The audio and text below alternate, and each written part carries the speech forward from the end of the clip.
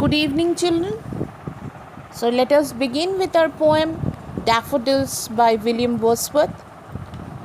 I would request you to open your books and also the PDF which I have sent you. See, when we come to William Wordsworth, he is known as a poet of nature. And as a poet of nature, Wordsworth stands supreme. He is a worshipper of nature.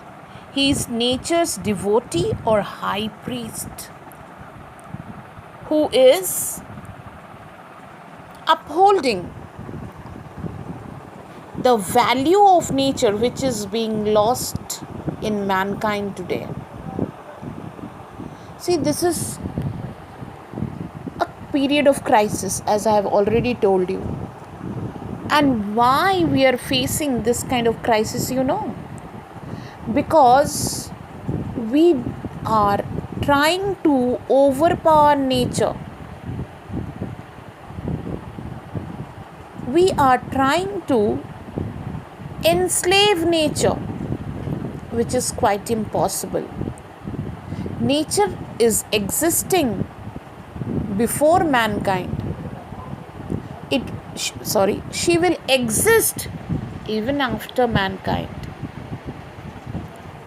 So, as we drift away from nature, as we are trying to enslave her, as we are severing our bond from nature, we are creating troubles for ourselves, because human psyche, human mind, and the cosmic order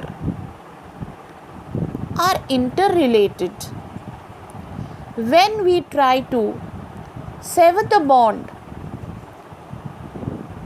we commit a grave mistake. And this grave mistake, though it is punished late, it does not go unnoticed by the supreme nature. So it is being said, as you have heard, after every 100 years, there is a tremendous disaster coming upon mankind. And nature, in this course of time, she is healing up.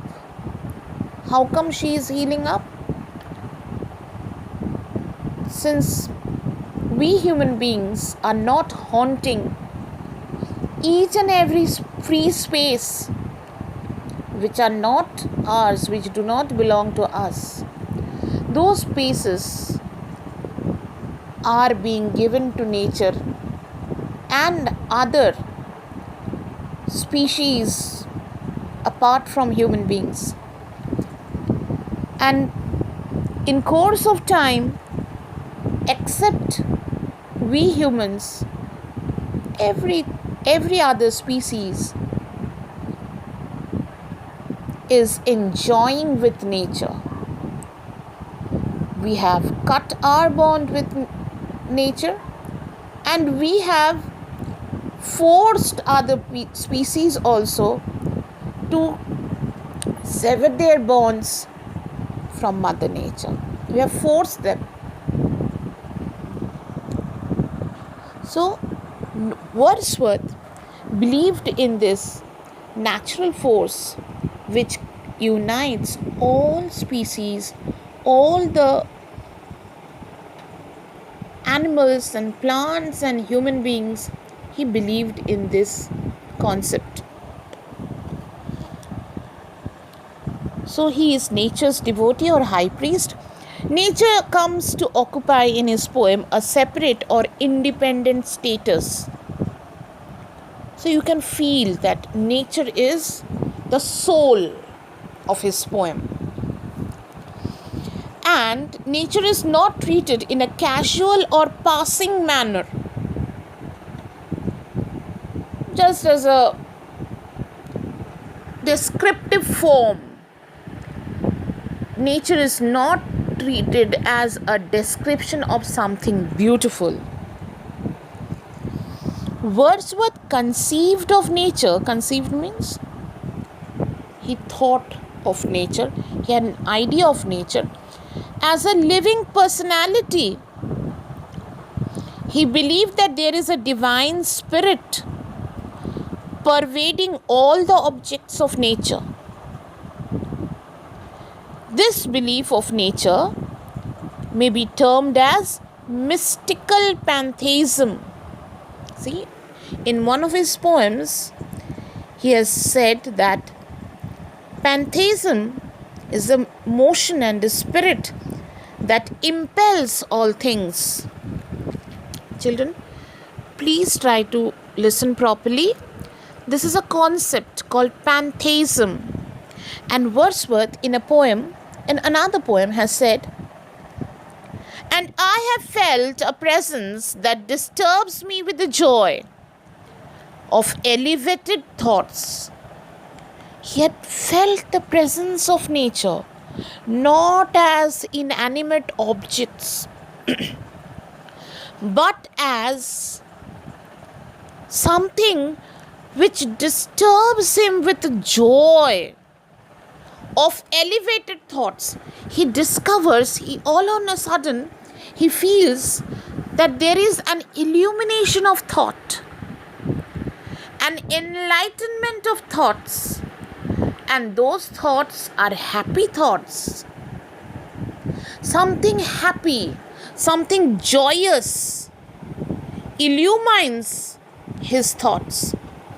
And this thought he derives from the cosmos around him. A sense sublime of something far more deeply interfused. Those dwelling, from where has he received this sense? See, this deeply interfused sense he feels. These are dwelling in the light of setting suns, and the round ocean, and the living air, and the blue sky, and in the mind of man, all combined together. And if man spares himself no time to connect with nature, if he is always busy providing for himself technical support, quite alienated from nature, he will never feel, he will never conceive, he will never be disturbed with the thoughts that are joyous. And one fine day, he will face these kinds of disasters. COVID and all sorts of things will come one after the other. So he feels this presence in the setting suns, in the round ocean, and the living air, and the blue sky, and in the mind of man. A motion and a spirit that impels all thinking things. So, if we are not aware of the spirit of nature, we are not thinking materials, we are robots. Thinking things, all objects of all thoughts. So, what are the objects of all thoughts? Nature should be there in our thoughts and rolls through all things. This presence that disturbs Wordsworth with the joy of elevated thoughts rolls through all things. Therefore, Wordsworth says that I, still a lover of meadows and the woods and mountains, and of all that we behold from this green earth, So he has become a lover of all things because he has felt the presence of that motion and a spirit that impels all things, that acts upon all things, and we human beings are constantly distancing ourselves with this impelling spirit.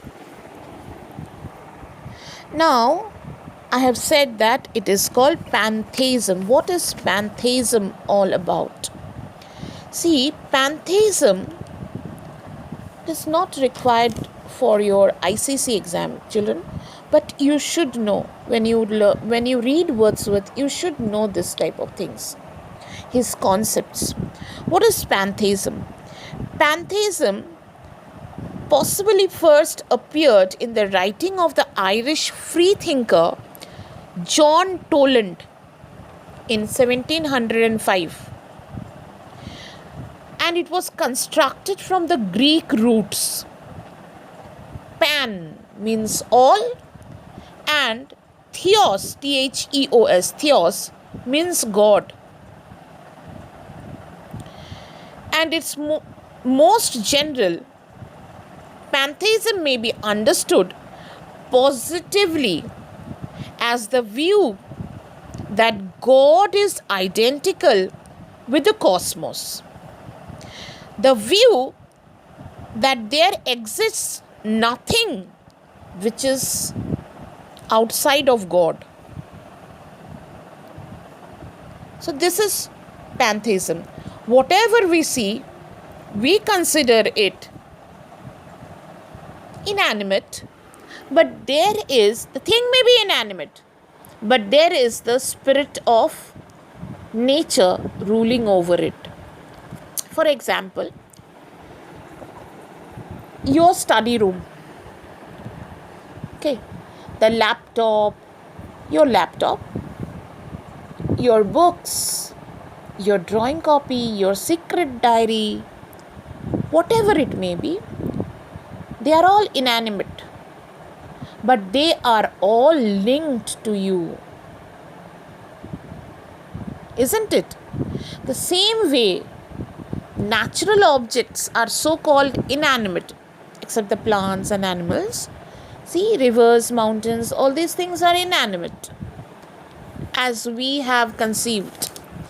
But they all have the control of nature, which is really a motion or a spirit. What is Wordsworth's second concept? It's not concept. It's another point which we can relate to Wordsworth. Wordsworth believed that the company of nature gives joy to human heart, and he looked upon nature as exercising a healing influence on sorrow-stricken hearts. Healing influence on sorrow-stricken hearts. Children,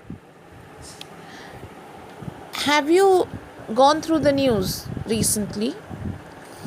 There we have got striking data that Sikkim has 0 case of COVID. Nagaland, Sikkim, so they don't have cases of COVID.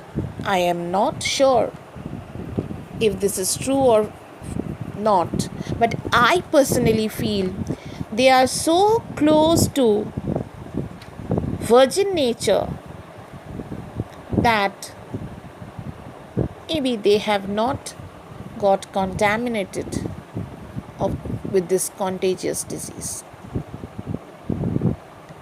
See, it is said that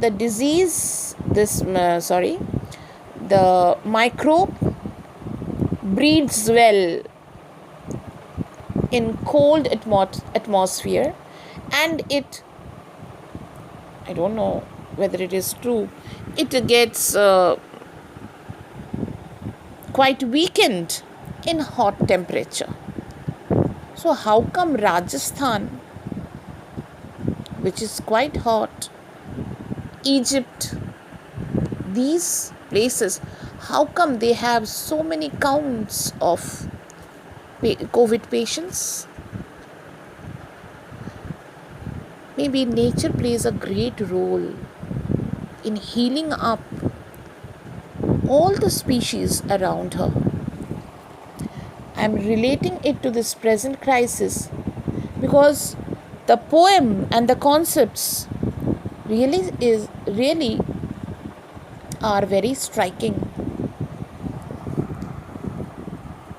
Now the third point, above all, Wordsworth empathized. What is the meaning of empathized? There are two things, sympathize and empathize. When you sympathize with someone, what happens? You are actually feeling sorry for the person. Oh my God, she's got hurt. But when you are empathizing, it means you are feeling the same pain within yourself, which the other person who maybe is very close to you has felt. You are feeling the same pain. For example, if you are helping a blind man to cross the road or to walk over a crooked road, you are sympathizing. But when you are blindfolding yourself and trying to walk in a similar way as the man had been going through, you are empathizing. So, Wordsworth empathized the moral influence of nature. It was not that he was an outsider who felt it. He was a part of it. He felt that any kind of lesson which can be learnt can be better learnt from nature. He spiritualized nature and regarded her as a moral teacher, as the best mother, guardian, and the nurse of man, and as an elevating influence. Elevating means which gives you a higher standard. Elevating influence she has upon us.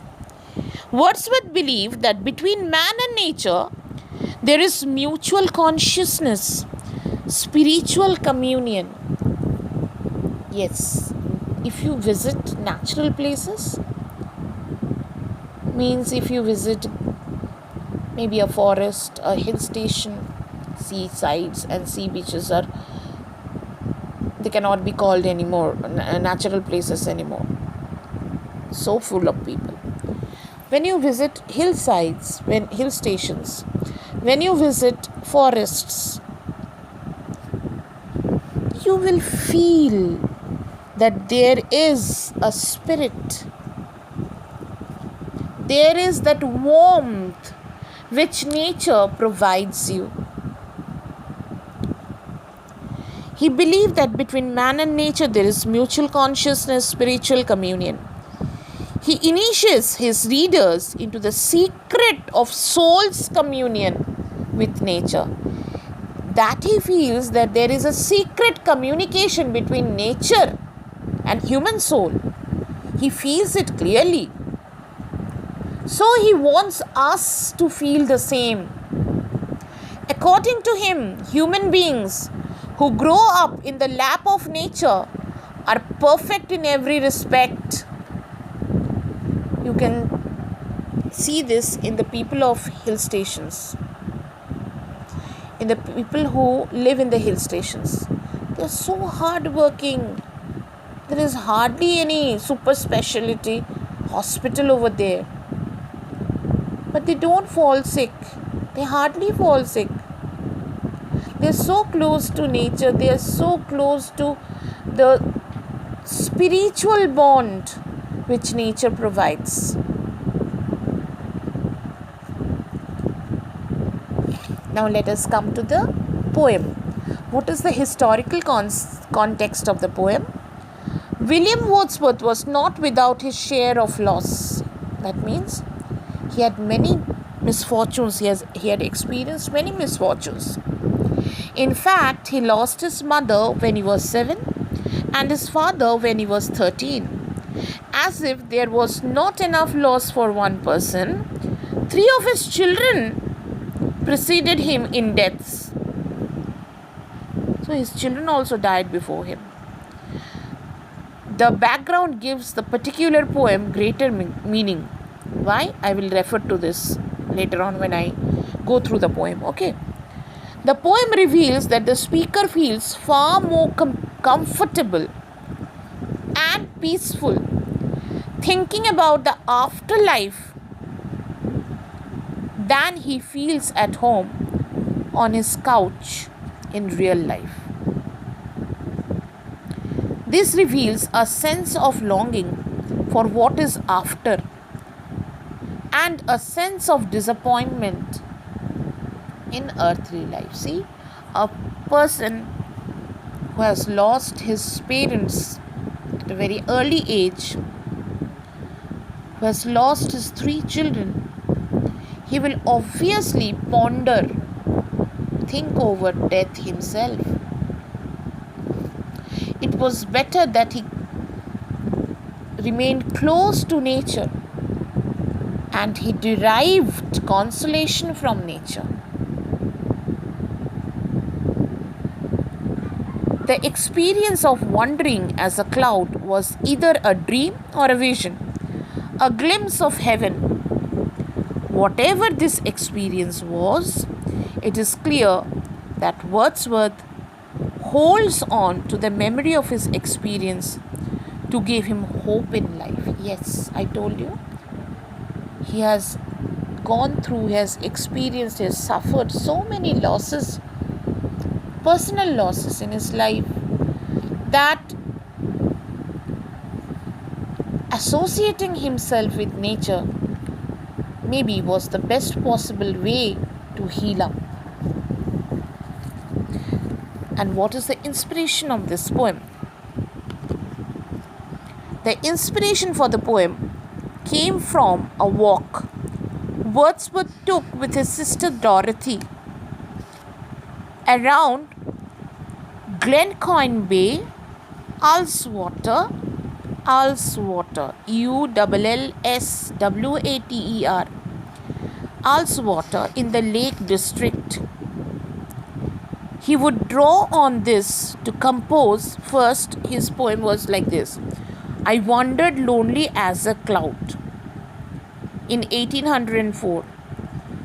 Inspired by Dorothy's journal. Journal means, account, which she had written in her diary. Journal entry describing the walk. Now let us go through the stanza-wise explanation of the poem. As I was referring to the personal loss of the poet, see, you can refer to this personal loss with the opening line of the poem. In any way, you can also read the first line without referring to the biographical details of the poet. I personally don't feel like associating biographical details of the poet with the poem. I don't like this, because in that case the poem does not become generalized. The poem becomes quite personalized. But in order to give the poem a universal touch, we should not go through the personal details of the poet. But still, I wandered lonely as a cloud. Here is an example of a simile. See, I wandered lonely as a cloud. What is a simile? Once again, children, a simile is a figure of speech when two dissimilar objects are compared to one another on a similar ground. For example, I wandered lonely as a cloud. I, the poet, is not similar to a cloud. Both are different objects, but both have a similar quality at present. What is that? Both are lonely. The word lonely, as I have mentioned in the notes, please go through it. The word lonely itself is a reference to sadness. The poet does not use the word solitary, which could have been conceived in a more positive sense. Solitary is when you are enjoying your loneliness. Your mother is not at home, your parents are not at home, especially mother, who is always using detective glasses to see what you are doing. She can smell all your mischiefs. When that person is not at home, you feel free as a bird. You don't feel lonely. You enjoy your solitude. You listen to music. You lay in the couch and you watch television. If there is a cell phone, then there is nothing like that. Isn't it? But the poet is not enjoying solitude. He is lonely as a cloud. As the cloud floats in the infinite firmament, the sky, in the same way, in the sea of humanity, the poet is as if roaming about lonely, that floats on high over vales and hills. The cloud is high up in the sky. That means it is not a rain-bearing cloud. Okay, it is high up in the sky. High over vales and hills. Vales means over. Here it is given over. Over means over. High in the sky, and vales means valleys. The sky is floating over valleys and hills. When all at once I saw a crowd. When I say I saw a crowd, how do you relate it? This collective noun crowd, how do you relate it? You relate it at once with human beings, isn't it? Crowd means a gathering of human beings. So here is an use of personification. Who are being personified? A crowd, a host, once again, a collective noun which is referred to human community. A cloud, a host of golden daffodils. We were not aware of the fact that the crowd can be of daffodils. Once again, he finds that spirit in the object of nature. What is that object of nature?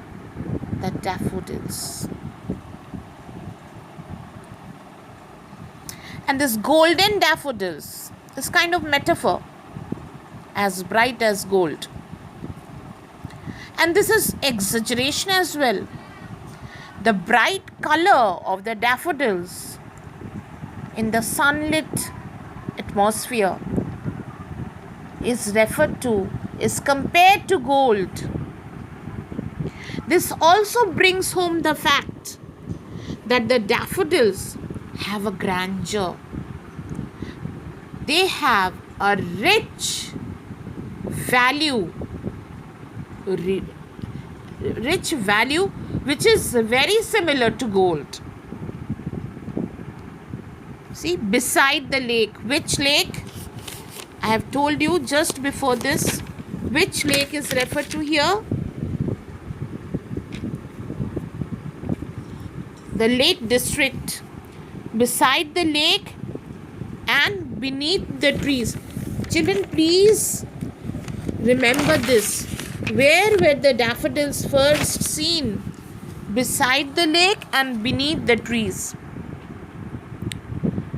Fluttering and dancing in the breeze. Oh my God. They are dancing as well. Fluttering means tossing, moving to and fro. And they are dancing. Once again, personification. Human beings are the ones who dance around, isn't it? Whatever it is. Marriage ceremony, a get-together, party, excursion, whatever. We human beings, we express our joy by dancing and making physical movements. Certain physical movements, not exercise. So they are fluttering and dancing in the breeze, which means the daffodils are very happy. The spirit that the daffodils are exuding is that of happiness. The spirit, the emotion which the daffodils are exuding is that of happiness. So the once lonely poet, all on a sudden, gets the view of a happy host crowd of daffodils dancing in the breeze, and his heart is once again disturbed with that delight of higher thoughts. As I told you, disturbed with the delight of higher thoughts. Continuous as the stars that shine. So here is another simile. Continuous as the stars that shine.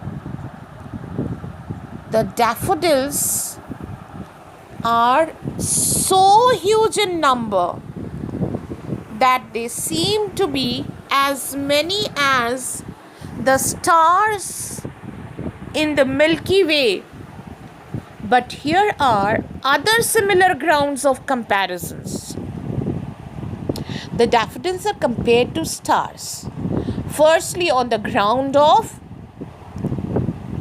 their numerous numbers. Secondly, on the ground of the brightness, the luminosity.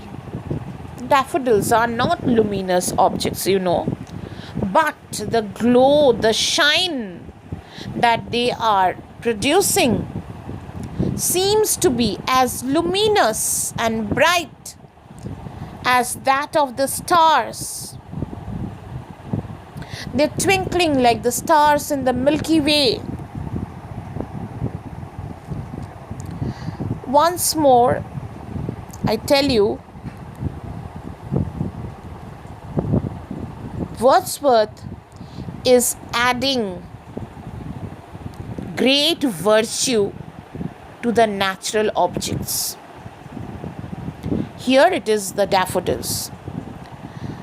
So they are shining and twinkling on the Milky Way, as the stars on the Milky Way. And there is another quality which are similar to the daffodils and the stars. What are the stars? They are celestial things, celestial beings, isn't it? Heavenly creatures. The daffodils, in their exuberance, in the joy that they exude to mankind, to human beings like Wordsworth. In this quality of exuding joy, they are also heavenly. So, whom do we consider great, heavenly? A person who can at once bring happiness in your heart. So, these daffodils, they have the spirit of happiness, and they are exuding the spirit of happiness to mankind, especially to those who are associated with nature, who love nature like the poet. And see, mark the exaggeration, hyperbolic expression as the stars in the Milky Way. They stretched in never-ending line. So, the poet is continuing with the numerous daffodils he has witnessed. Never-ending line along the margin of the bay. See, I have drawn a very bad picture of the bay, and margin means the edge of the water body. 10,000 saw I at a glance. Children, there are alliterations, you know. You remember what are alliterations? Repetition of consonants at the beginning of the words. See, 10,000 saw I at a glance, tossing their heads in sprightly dance. See, once again exaggeration. The poet cannot see 10,000 at a glance. So, this is also hyperbolic expression. The poet is so overwhelmed with the sight of the innumerable daffodils that he feels they are at least 10,000. At a glance, he saw 10,000. Maybe if he stretches his vision, he may see more. Tossing their heads. See, once again, personification. The daffodils are like little children who are swaying their heads in a sprightly dance. What is sprightly dance? High-spirited, enthusiastic dance. Another example of personification. And also mark the repetition of the S sound. Tossing, S sound is repeated. Tossing their heads in sprightly dance. Repetition of S sound. This is called consonance. This is not alliteration. Alliteration is when we have the repetition of consonant sounds at the beginning of the words itself. But here, in between the lines, we have repetition of consonant sounds, which is called consonance. Now, there is, in the third stanza, there is another personification. The waves. See, when class 9 section F is dancing around, why will class 9 E section and the other sections around stop dancing? They will also dance in the excursion. There are various groups who keep on dancing, isn't it? When one group is dancing well, another group dances with more enthusiasm. So here the waves, which were just beside the innumerable daffodils, the waves beside them danced, but they outdid the sparkling webs. Who outdid the sparkling waves? The daffodils outdid. What is meant by outdid?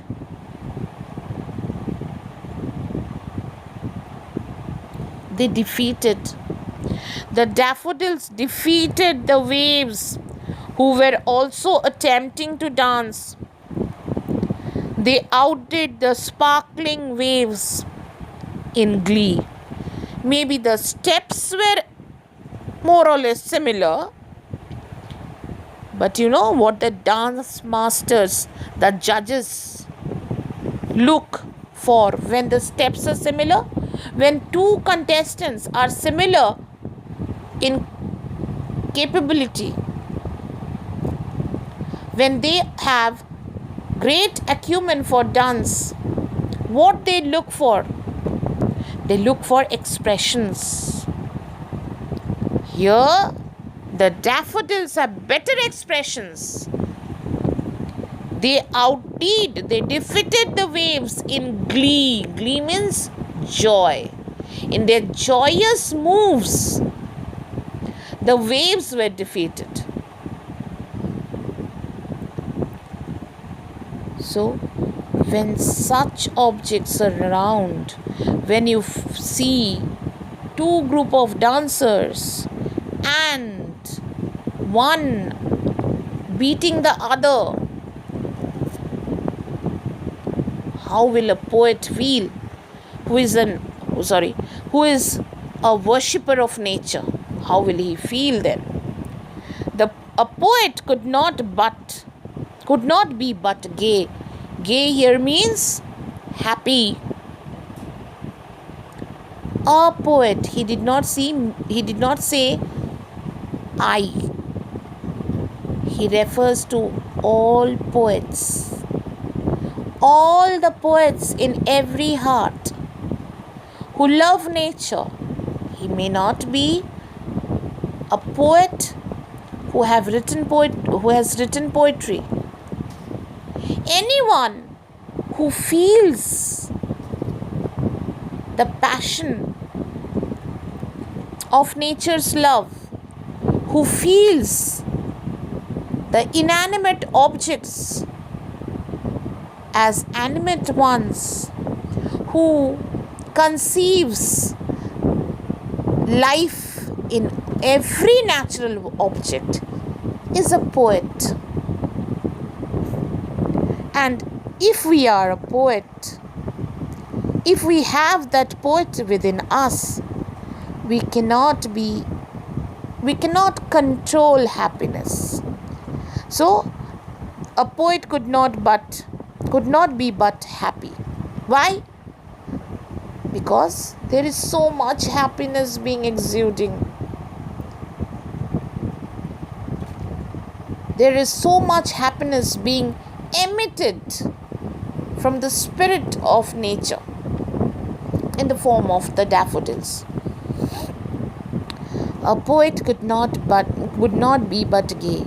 That means the poet was sad, isn't it? Here Wordsworth was sad. But though he was sad, he could not help being happy. Why? Because there was so much happiness around. I gazed and gazed. He was so overwhelmed with the sight that he kept staring at the daffodils. But little thought, it happens like that only, When we are stricken by the excellence of the view, we can hardly think. For example, if you watch a very exciting movie, a very exciting one, perhaps say, have you all watched, I'm giving a very commonplace example, have you watched Razi? The movie, so long it continued, it went on, you will have no time to think, because there are spectacular things happening one after the other. When you return home, And when you contemplate things, you will get some other ideas about patriotism and this kind of spice and all. But so long the movie is going on, you will be hooked to it. The similar excitement of joy was felt when the poet gazed and gazed, but he couldn't think much because he was so enchanted by the appearance of the flowers. He could not think what wealth the show of these flowers had brought to him. It was like a beautiful experience which later on gave joy to the poet in manifold. For example, if you invest some money and you find in course of time the share market and all what censors, they have played such miracle, which is impossible in this economic crisis. Whatever, they had played such miracles that your money which you had expected to come in returns to double, it has been tripled, or maybe it has come in manifold profitable terms. So the poet just watched it. He did not know what wealth this show had brought to him. Now oft means often, fourth stanza, when on my couch, what is couch? Sofa kind of a thing. On my couch I lie, in vacant or pensive mood. Vacant means empty, a sad mood, Vacant and pensive means kind of very sad, contemplative mood.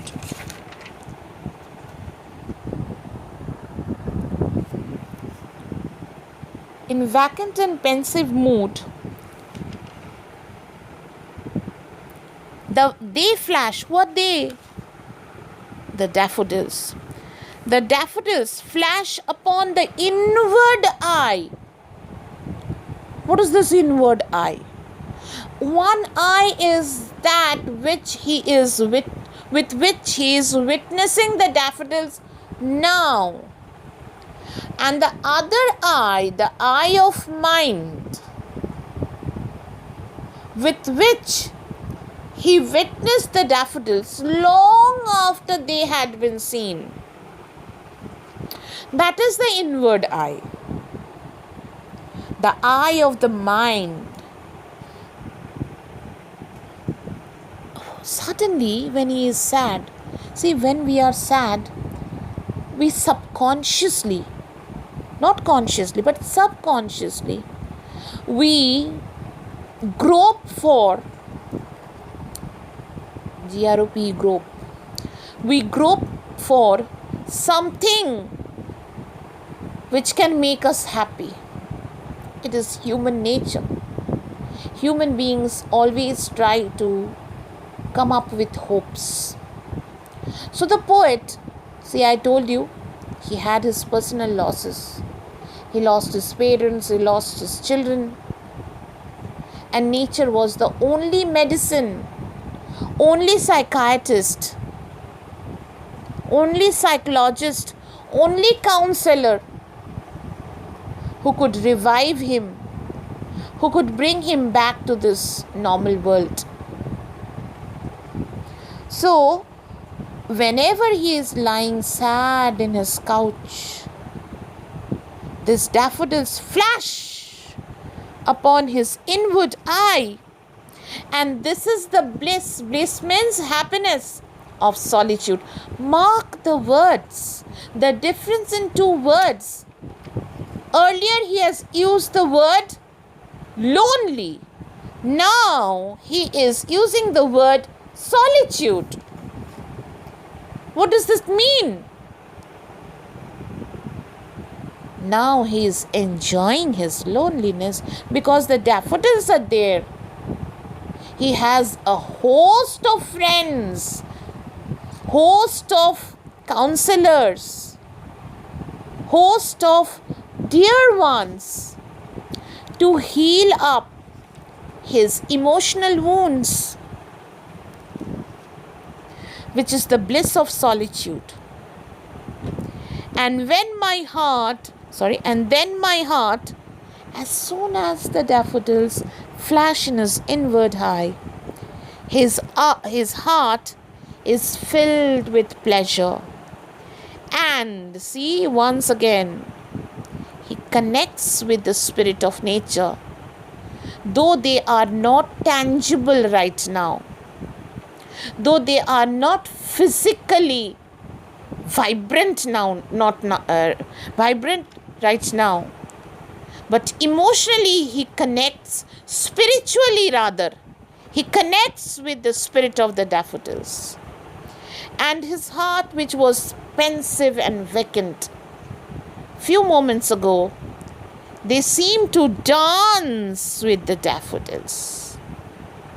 Children, isn't it a very nice way to recreate yourself? You will not find daffodils around you. Something or the other. Maybe the star-cast sky. Maybe the full moon. Maybe bright sunshine. Maybe the clouds. Please try to connect yourself with the spirit of nature. Whenever you are emotionally down, I know you are under severe pressure at times, but don't take the help of cell phones at that time. If you take the help of cell phones, you are detaching yourself from nature. Get the help of nature, who is always there at your service.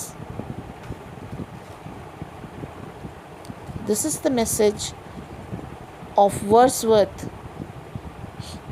This message is a universal message, and this message is everlasting, eternal message from the poet to mankind. To mankind, which is being more technically sound, which is being more equipped, more medically updated. But